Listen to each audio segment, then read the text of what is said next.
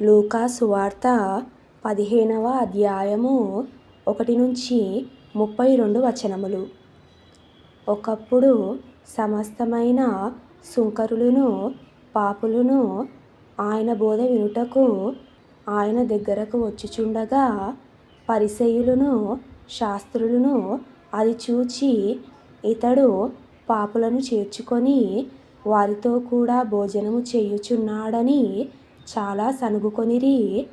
అందుకాయన వారితో ఈ ఉపమానము చెప్పెను. మీలో ఏ మనుష్యునికైనను 100 గొర్రెలు కలిగి ఉండగా వాటిలో ఒకటి తప్పిపోయిన యెడల అతడు 99 అడవిలో విడిచిపెట్టి తప్పిపోయినది దొరుకు వరకు దానిని వెదక వెళ్ళడా?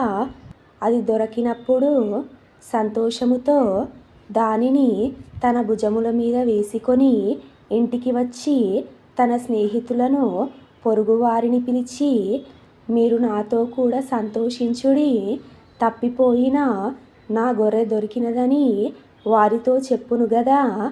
అటువలే మారు మనస్సు అక్కరలేని 99 మంది నీతిమంతుల విషయమై కలుగు సంతోషము కంటే మారు మనస్సు పొందు ఒక పాపి విషయమై పరలోకమందు ఎక్కువ సంతోషము కలుగును.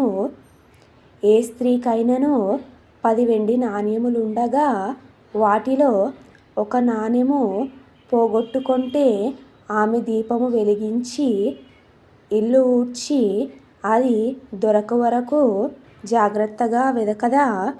అది దొరకినప్పుడు తన చెలికత్తెలను పొరుగువారిని పిలిచి, నాతో కూడా సంతోషించుడి, నేను పోగొట్టుకొనిన నాణెము దొరకినదని వారితో చెప్పును గదా. అటువలే మారు మనస్సు పొందు ఒక పాపి విషయమై దేవుని దూతల ఎదుట సంతోషము కలుగునని మీతో చెప్పుచున్నానెను.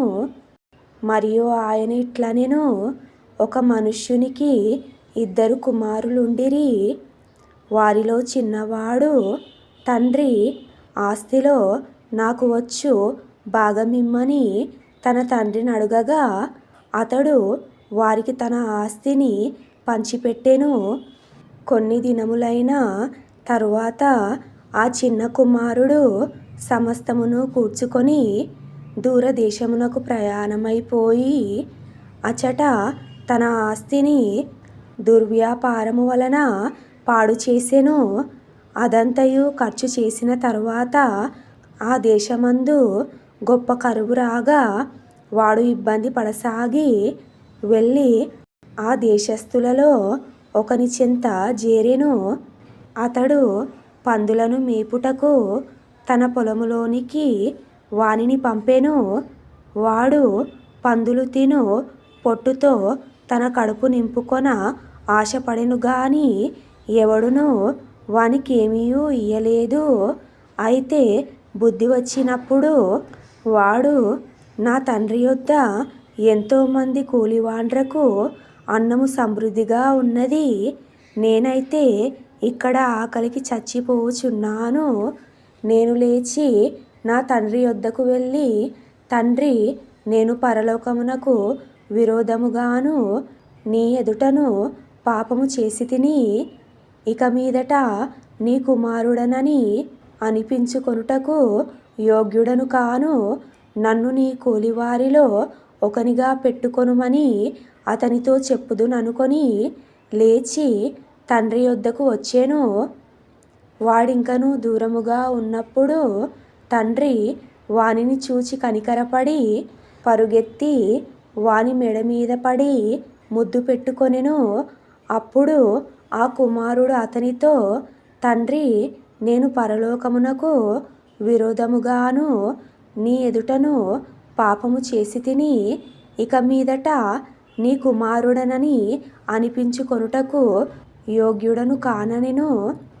అయితే తండ్రి తన దాసులను చూచి, ప్రశస్త వస్త్రము త్వరగా తెచ్చి వీనికి కట్టి వీని చేతికి ఉంగరము పెట్టి పాదములకు చెప్పులు తొడిగించుడి. క్రొవ్విన పశువును తెచ్చి వధించుడి. మనము తిని సంతోషపడదము. ఈ నా కుమారుడు చనిపోయి మరలా బ్రతికేను, తప్పిపోయి దొరికెనని చెప్పెను. అంతటా వారు సంతోషపడసాగిరి. అప్పుడు అతని పెద్ద కుమారుడు పొలములో ఉండెను. వాడు పొలము నుండి వచ్చుచు ఇంటి దగ్గరకు రాగా వాద్యములను నాట్యమును జరుగుట విని దాసులలో ఒకని పిలిచి ఇవి ఏమిటని అడుగగా ఆ దాసుడు అతనితో, నీ తమ్ముడు వచ్చి ఉన్నాడు. అతడు తన యొద్దకు సురక్షితముగా వచ్చినందున నీ తండ్రి క్రొవ్విన పశువును వధించెననెను. అయితే అతడు కోపపడి లోపలికి వెళ్ళనొల్లక పోయెను గనుక అతని తండ్రి వెలుపలికి వచ్చి లోపలికి రమ్మని బతిమాలుకొనెను. అందుకతడు తన తండ్రితో, ఇదిగో ఇన్ని ఏండ్ల నుండి నిన్ను సేవించుచున్నానే, నీ ఆజ్ఞను నేనెన్నడూను మీరలేదే. అయినను నా స్నేహితులతో సంతోషపడునట్లు నీవు నాకెన్నడూను ఒక మేక పిల్లనైనా ఇయ్యలేదు. అయితే నీ ఆస్తిని వేశ్యలతో తినివేసిన ఈ నీ కుమారుడు రాగానే వీని కొరకు క్రొవ్విన పశువును వధించితివని చెప్పెను. అందుకతడు, కుమారుడా, నీవెల్లప్పుడూను నాతో కూడా ఉన్నావు, నావన్నీయు నీవి.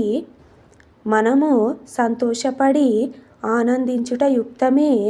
ఈ నీ తమ్ముడు చనిపోయి తిరిగి బ్రతికెను, తప్పిపోయి దొరికెనని అతనితో చెప్పెను.